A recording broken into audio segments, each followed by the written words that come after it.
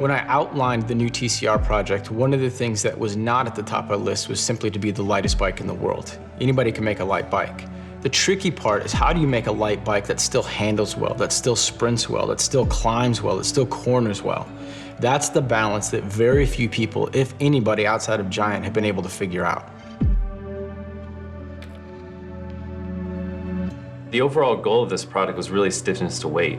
And I'd say the overall general design theme was scale up, slim down. If you remember from a lot of the previous generations of TCR, we had big section down tubes, a lot of these robust shapes, and we wanted to keep that.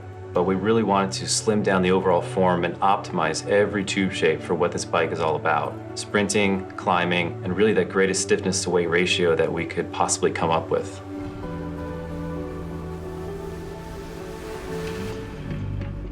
One of the key aspects of the stiffness in the TCR is the torsional stiffness. Torsional stiffness is directly related to your cornering ability.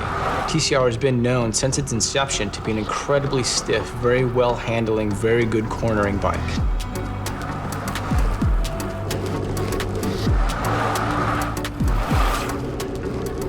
The geometry and the handling of the TCR has been well known for a long time to be some of the best in the entire cycling industry. Whether it's from a pro rank, an amateur, an everyday rider, it doesn't make any difference. The geometry works for everybody. And by utilizing our connection with the Pro Tour teams, we've actually been able to improve the geometry in just small, minor ways to make it much better for the end user.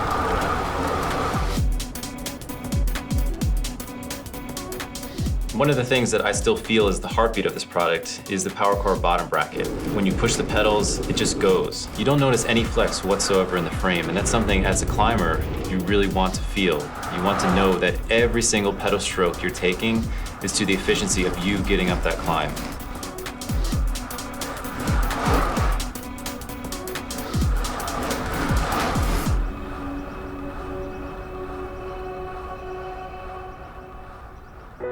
For the new TCR, we've concentrated on a lot of the transitions, one of those being the fork into the actual frame. We have a new bearing height, which sits higher up on the steer tube and into the head tube. What this does is it helps translate a lot of those forces directly into the down tube, making the bike that much more stiff.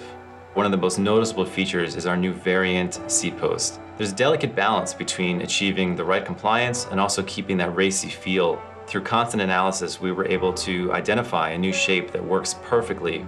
One of the things you notice about the new TCR is the routing of the rear brake cable. It enters in from the right side and actually cuts a diagonal line across the top tube to exit out behind the ISP. This helped create the most optimal braking possible and also eliminated any rattling that might take place in the top tube. We've always had a close relationship with our team, and we're constantly relying on their feedback to help develop the best products possible.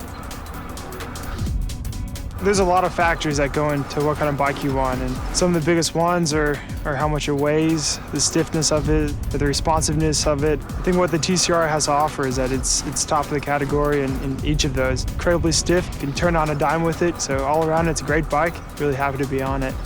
I think one of the best things about the latest TCR project was being part of a legacy. It's a strong legacy that I actually admired before I worked at Giant and before I had a chance to put my hands in there and really start to work on it with the team and develop something that is truly world-class.